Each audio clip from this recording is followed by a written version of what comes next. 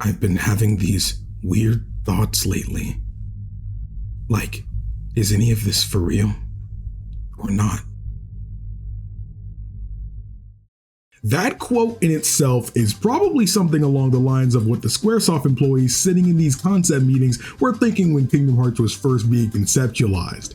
If we're being honest here, based on its very concept, Kingdom Hearts just seems like something that wouldn't work. A chance meeting between series veteran Shinji Hashimoto and a Disney executive in an elevator happened back when Square and Disney shared a building. Because of that, Shinji Hashimoto was easily able to pitch the idea that he and Hironobu Sakaguchi, the father of Final Fantasy, had came up with. They wanted to make a 3D game in a similar vein as Super Mario 64, but they felt the only characters that could rival Mario in the industry were Disney characters. Hence why Shinji Hashimoto getting the chance to directly pitch their idea to a Disney higher-up was a big deal. And after that, the rest is history. Kingdom Hearts was supposed to be a Final Fantasy meets Disney story, and while that is what happened and likely a big reason why a lot of people were willing to try out the game in the first place, I'd argue that what made a lot of people stick with it to the end wasn't just Cloud or Squall or Aerith or Yuffie, it was Sora. Sora was the needed factor in this equation to make this strange concept of Cloud Strife meeting Donald and Goofy work out. The execution of his character and story not only gave us a really likable protagonist that you wanted to root for, but also gave us direct access to Disney characters that were being redefined by the narrative. Because let's be real here, for a ton of people, it's gonna be hard to take Donald Duck, Goofy, and Mickey Mouse seriously in an emotionally vested story. But in this, I think, lies Kingdom Hearts' most impressive feat. They were able to make us not just think of Donald and Goofy as cartoon characters, but as the captain of the King's Royal Knights and the court magician. And while I was a kid when getting into Kingdom Hearts, it still had that effect on me even back then. Though I will admit, the way I got into this series was a bit different than most people. For all my 90s and early 2000s viewers, do you guys remember the Scholastic Book Fair? We had it go on at my elementary school back then. For day one, we had to just look around for something we might find interesting, and day two would be when we actually got to buy things. And what I found was a little manga called Kingdom Hearts. It looked so cool, and Sora on the cover looked so mysterious, not to mention how hyped I was to see Donald and Goofy on the back cover of the book. So I knew I wanted to grab that one the next day, and I'm sure you can guess how that story ended. I read it day and night over and over and over again. I loved Sora, Riku, and Kairi so much. I loved the whole concept of Sora getting to travel with and meet Disney characters. It was basically living the life any kid would dream of. I was able to embody Sora as I read and put myself in his shoes. That's probably why I grew so attached to this series. So of course, it wouldn't be till half a decade later when I found out the games existed and dove down the rabbit hole that led me all the way here today. But okay, I've been talking about Kingdom Hearts, but I haven't actually said what Kingdom Hearts is. See, this is what happens when you talk about stuff you really like. You just get so disorganized. But anyway, Kingdom Hearts is a 2002 JRPG for the PlayStation 2 made by Squaresoft, who are now known as Square Enix. For the protagonist, Sora lives on a tropical island called the Destiny Islands with his friends Riku and Kairi. Though lately this trio has been dreaming about what lies beyond the horizon out there in the distance. They want to go out and see what other worlds look like someday. And while there's no time like the present, so our heroes immediately begin working on a raft that can provide what they need. And I've got to say, while I understand that some might not like this segment of exploring the island and gathering the resources we need for the trip, as it is kind of slow, I love this segment. The exploration here gives us time to see the other kids who live on the island, all of which are Final Fantasy characters, those being Selby from Final Fantasy VIII and Tidus and Wakka from Final Fantasy X. Not just that, but it also gives us time to become attached to this place, a peaceful island that, while it may not have a lot going on, it feels like home. I think the opening here is definitely an inviting one that doesn't overstay its welcome. And now, though, with some slacking off here and there, they managed to get everything together they needed for the raft. But the following night, trouble seems to be brewing on the island. Worried that the raft might get ruined by the storm, Sora sets out to go see what's wrong, only to find that both Riku and Kairi must be here as well. But like something out of a nightmare, growing out of the sands are what appears to be some kind of monsters that not even his wooden sword can take out. So instead of fighting, Sora just tries to swiftly find his friends, only to find Riku talking some nonsense about using the power of darkness to go and see other worlds. But just as Sora was being enveloped by said darkness, he's saved by a bright light, and with it comes the Keyblade, a sword in the image of a key with mystical powers, powerful enough to defeat the monsters monsters polluting his island. Gathering his courage, Sora fights onward to find Kairi, and while he does find her, a powerful gust of wind flings her forward and she disappears and passes through Sora, with him being blown away soon after. Sora then finds himself on his island completely destroyed by the darkness with a giant monster intending to attack him. Honestly, at this point, my 14-year-old self would have reacted horribly here. Sora's a lot braver than me, because if this was me in this situation, I'd honestly just pass back out and let it happen. I'm just being honest here. But Sora is able to defend against the monster until both he and the beast are sucked in by the raging storm of darkness. What I like about how this story is being told is that by this point we've been kind of going back and forth between Sora and his friends and Donald and Goofy's reasons for leaving their home. So essentially they receive a letter from King Mickey that the stars have been going out and that he left to go find out why. So he's tasking them to find the person with the key and stick with them, as without it they're all doomed, leaving off with a suggestion to check out Traverse Town as a place to start. So from here on the perspective keeps changing from Sora to Donald and Goofy and back again, as they conveniently keep missing each other while exploring Traverse Town, the world Sora was transported to when his world was destroyed by darkness. Soon after, Sora meets Sid, a local shopkeeper that wants to make sure he's okay, and Leon, a man who knows about the Keyblade and wants to take it from him. So while these two duke it out, Donald and Goofy are meeting with Aerith, who seems to know something about King Mickey. It seems like Leon, Aerith, and also Yuffie have plans to take on the darkness, so they go into greater detail with Sora about what the Keyblade is and why the monsters called the Heartless keep attacking him, as it's essentially acting as a tracking device. Though this meeting is short-lived as the Heartless attack while they're together. Trying to play it smart, Leon says it's best to take things to the leader instead of dealing with the small fry.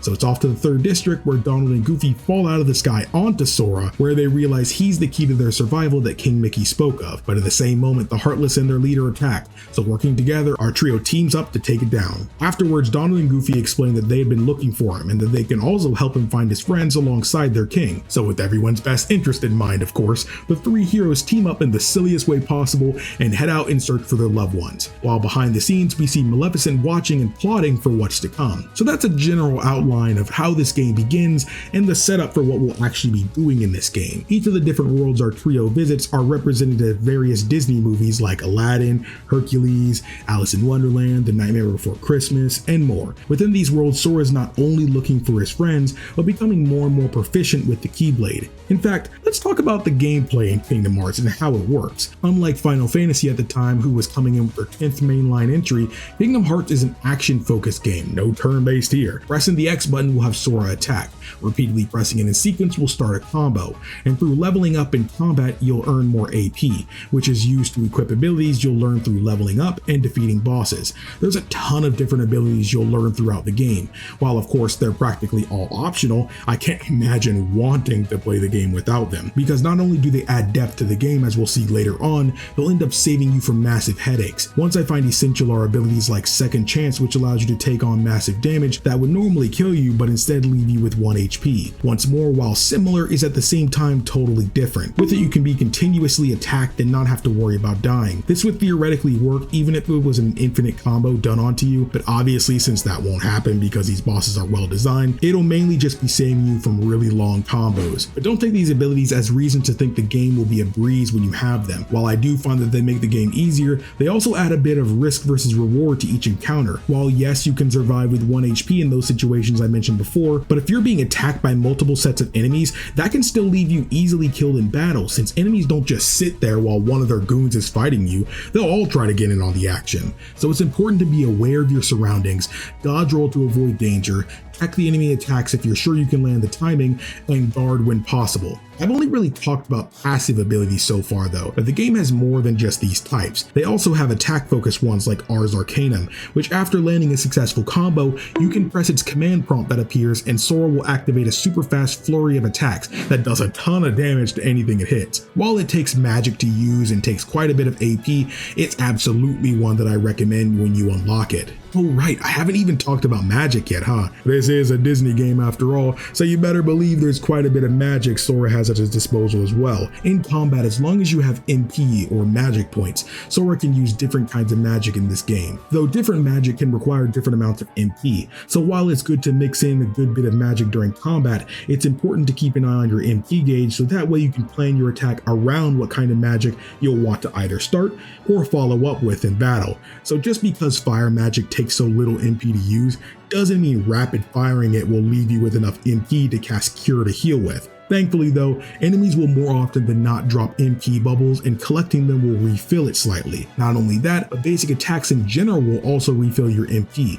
This mechanic is vital during boss fights, as unless they're knocked down temporarily in the fight and drop MP and HP orbs, you're stuck with relying solely on whatever items you brought with you and attacking the boss for more MP, so use it wisely. Alright, now I've talked a lot about Sora, but in actuality you're not alone on this adventure. Like I mentioned before, it's Donald and Goofy accompanying Sora, as they all have loved ones they're trying to search for. So in battle you'll have them fighting alongside you, but because they're just AI companions, don't expect them to go beating bosses for you. In fact, I don't think the default settings for the companion AI is really that good. I think Goofy fights well enough on default and definitely packs a punch, but Donald, while having powerful magic, he dies really easy and seemingly prioritizes healing himself and Goofy over Sora, which sucks because if Sora dies then you get a game over. Thankfully though, you could just change his AI to prioritize healing Sora when he gets in a pinch. I genuinely think this is necessary because throughout my whole adventure, I didn't actually need to cast Cure until I got to Neverland. I'm serious, every time my HP got in the red, that's when Donald came to my rescue. This was so freaking good because it let me use my MP on things like Arrow, which reduces damage taken, and more frequent use of Blizzard, which is basically just a shotgun. If you need an attack spell in this game to frequent, I recommend it. It really starts mowing Heartless down in every world you go to. Speaking of worlds, let's talk about those again because I didn't really go too much into them before. So like I said, each world is based on a different Disney movie. However, more often than not, they're presented as watered down versions of said movies, likely to cut down time and not replace those original experiences. However, the series would show they're capable of coming up with original stories for the Disney worlds too. But yeah, I was always so captivated by seeing Sora interact with my favorite Disney characters from my childhood. Throughout these worlds, Sora, Donald, and Goofy will explore the settings of the movies and participate in their events. Like for example, Sora and company will help out Aladdin by helping to save Jasmine. And in Alice in Wonderland, our heroes check out the Wonderland, searching for clues to prove Alice's innocence against the Queen of Hearts' accusations. More often than not, it's really fun to explore these worlds because it really broadens the perspectives we don't get to see too much of in the actual movies, and getting to feel like we're a part of that world is such a nice feeling. However, going back to this game reminded me of something I guess I had forgotten about this first game, and that was its strange fascination with platforming. Now, I'm not talking Super Mario 64 here, despite its conceptual origins, but there's a ton of times in the games you'll have to jump here, jump there, skip across these 3 to 5 platforms, jump along these small things, and yada yada. I don't like this. I'm not saying it's inherently bad, but it's something future games strayed away from, and I think that was for the best. In fact, regarding the worlds, honestly I found them all to be pretty good, with only a few exceptions. Tarzan's world is a crazy drag. Not only is the world freaking huge with differing paths, but the level design is so disconnected and samey that all the rooms kind of blend together sometimes. I've played this game for years and I still find myself going the wrong way sometimes, but Tarzan's world isn't the only exception. Monstro made me want to fall asleep and turn the game off at the same time, and if I could do both at the same time, I promise you I would have done it. This world has the same problem as Tarzan, except in my opinion worse in some capacity. While the world story-wise uses the Pinocchio cast in this world is shorter than Tarzan's, you'd think that'd be a good thing, but in the end it doesn't matter because you're gonna get lost in this world, especially if it's your first time going through it. Every room's design is dang near identical, with only the platforms and items within being different, and while that can be identifiable enough, it doesn't feel like it's enough sometimes, and the reason I feel that way is because years prior, another company had a level in their game that was inside the belly of a whale, and that's Ocarina of Time. And within that level, it obviously looks more bleak than others because, well, you're inside the belly of a whale, but Ocarina of Time avoids this issue because although you're inside a whale, each room is much smaller than that of Monstro, and the decor inside each room is much more identifiable despite the walls and ceilings being just nasty innards of a sea creature. It made it hard to get lost in. Now this could be because Zelda goes for more puzzle focused designs for its scenarios while Kingdom Hearts doesn't. I don't think it matters too much in this kind of scenario. It just comes off as uninspired design in the case of Monstro. Another world I really don't care for is Atlantica, based on The Little Mermaid. This world is way too long for its own good. Not the longest in the game, but because of the gimmick of this world, it feels like it just can't end quick enough. So in this world, thanks to Donald's magic, they enter the world as sea creatures, Sora as a merman, Donald as an octopus, and Goofy as a sea turtle.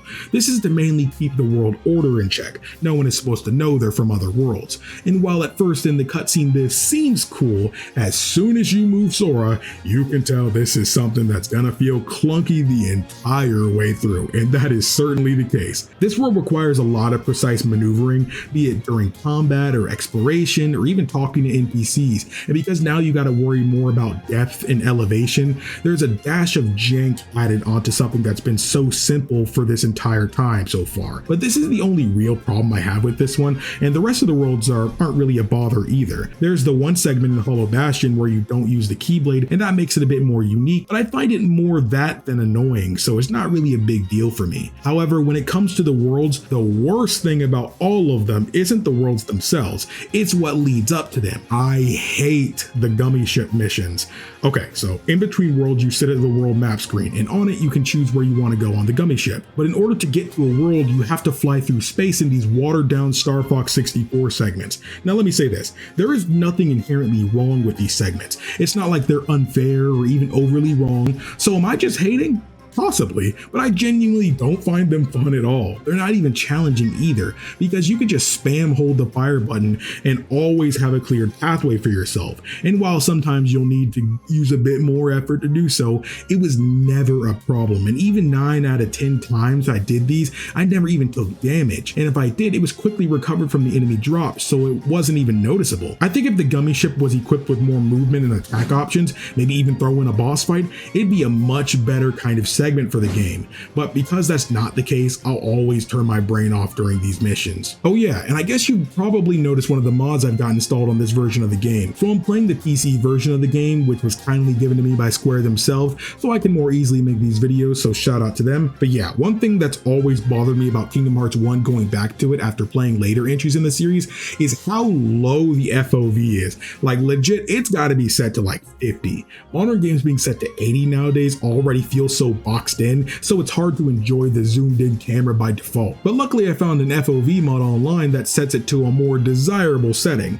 Pretty unnecessary for most, but hey, it made all the difference to me. Though I will say the one flaw with it is that Kingdom Hearts 1 was not designed around a higher FOV, so there was a couple of moments where either in combat or in exploration, a wall it already passed by is peeking in, obscuring the view. It was only really distracting once in the game for me during the battles in Olympus Coliseum, and any other time I experienced it, it didn't affect me in combat or anything. And of course, the mod doesn't affect cutscenes or anything, so if you want to try it out for yourself, that's not something you need to worry about. But speaking of its story, I think it's about time we get back to that and its characters. So essentially the game starts to set up that Maleficent is kinda influencing Riku into thinking that Sora has forgotten about him and Kairi and only cares about his new friends, which is one, dumb because Sora literally tells him they've been looking for him everywhere and even invites him to join so they can find Kairi too. And two, more dumb because why is he getting jealous when it hasn't even been long since they last saw each other? It's been what, a few days at most? It honestly really shows how messed up Riku is as a character. Sure, you can blame Maleficent for planting those seeds of doubt in his head and watering them throughout the story, but at the same time, they've known each other since they were kids. They were already best friends at 4 and 5 years old respectively. Does Riku have that little faith in his friend and their relationship?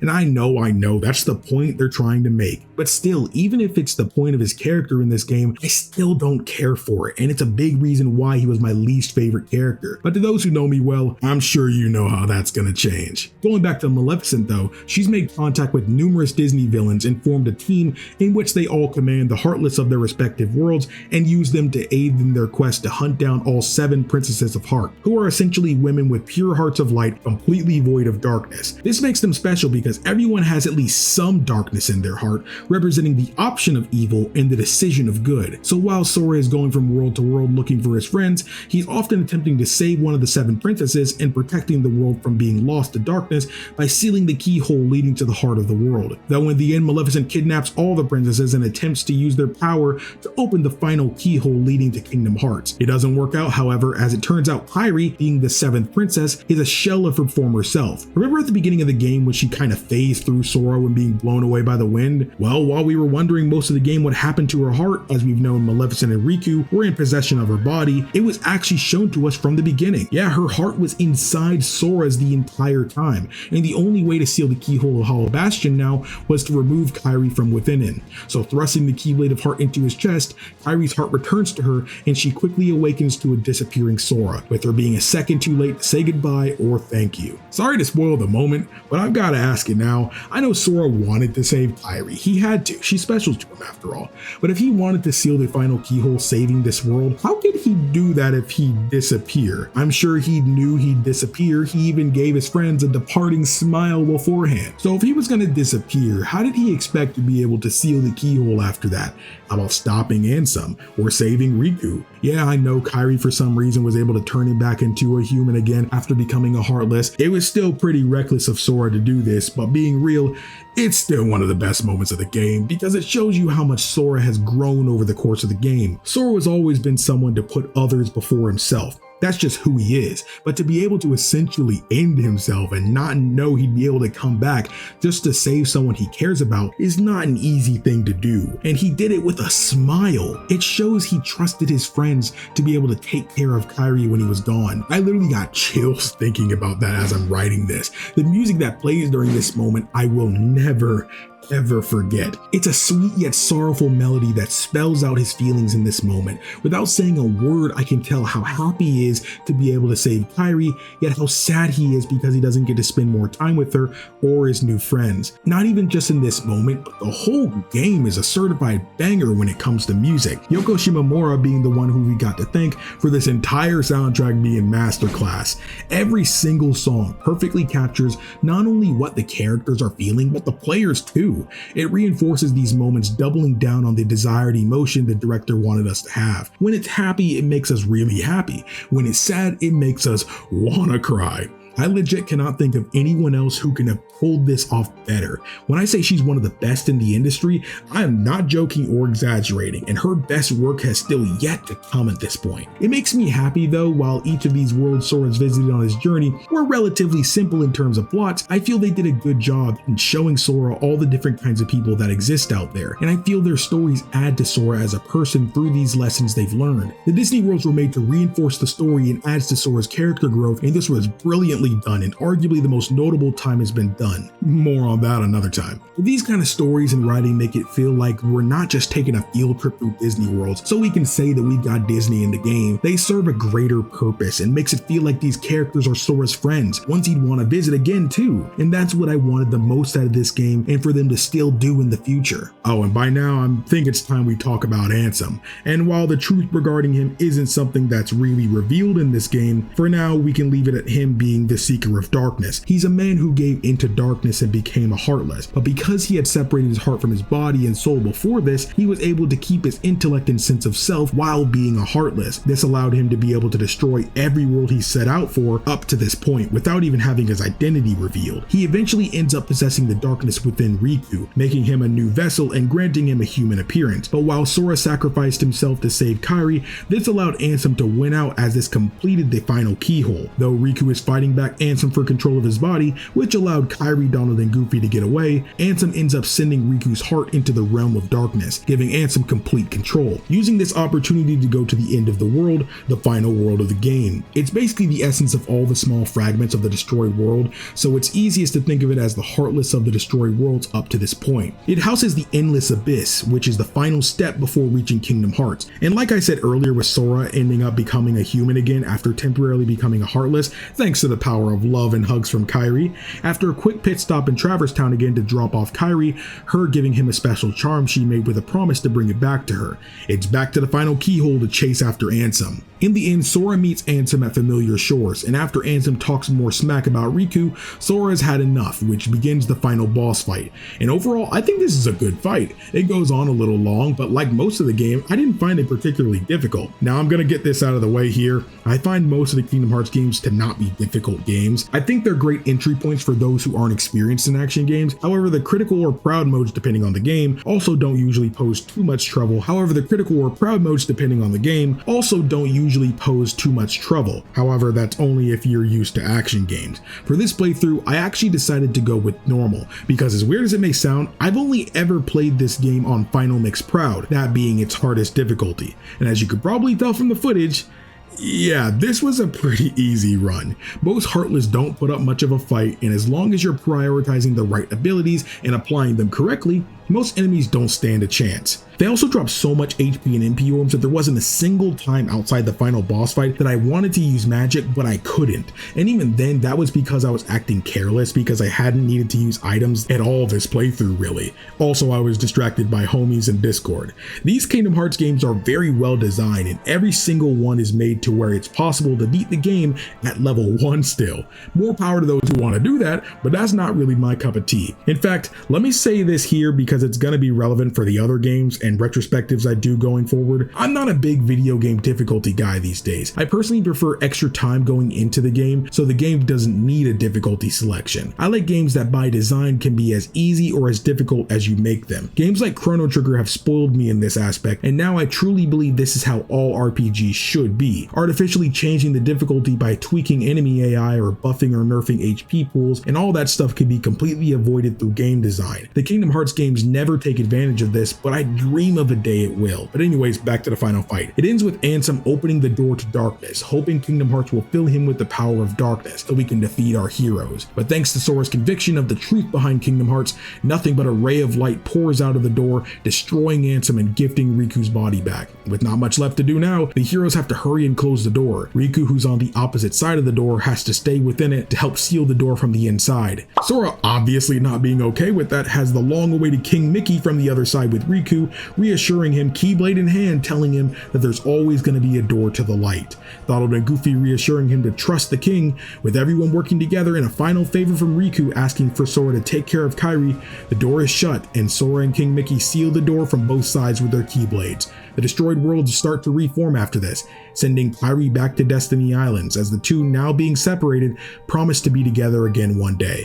And I've just gotta say, the ending of this game hits me right in my heart every freaking time. It's an ending that never gets old. The CGI cutscene showing the sadness of these two being separated, the Destiny Islands reforming, Kairi finding Sora's drawing of feeding her a Paopu fruit, you know, the legendary fruit that symbolizes an eternal bond between those that share it, and her drawing the same thing but her feeding him. All of it just melts my heart. I genuinely think this is one of the best endings in the series. It feels like everything we've done up to this point was leading to the solidification of how these two feel about each other. While yeah, the words weren't spoken, but if you compare how Sora reacted to the idea of sharing the Paopu with Kairi at the beginning of the game to now, you can see the growth in his character, as now the possibility of losing her has become a very real thing. It made him not want to avoid these feelings and regret it down the line. Now, this is a topic I don't want to touch on too much, frankly, because it's a rabbit hole whose many people in the fandom feel very passionate about. And I get it, I'm a sucker for romance too.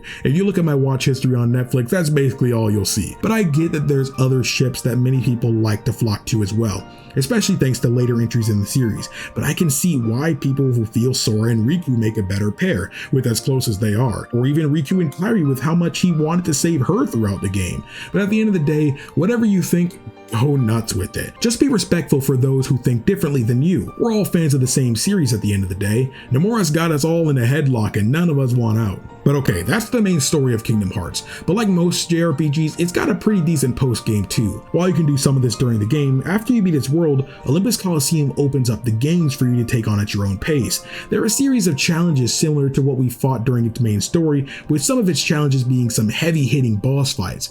They're not all winners, but one is arguably the most famous thing in the game, even to those who haven't played it.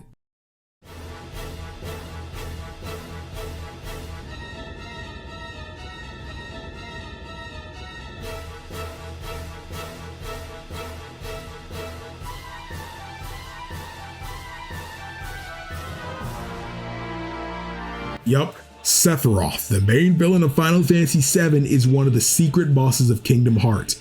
I know this had to blow people's minds back in the day. If the story wasn't enough to make you realize what collaboration this was the fight to meld it into your brain. This is truly Final Fantasy meets Disney. It not only really pays respect to the character in this fight, but also makes you excited for all the other Final Fantasy villains that can be secret bosses in later games. Right, guys? No. Well, we'll get to that when we get there. But yeah, Sephiroth is in this game, and his fight is tough too. Definitely the hardest boss in the original game. It's gonna take literally everything you've learned while playing to beat him. While of course, like I said before, the game is designed for you to be able to beat everything at level 1 if you're dedicated enough.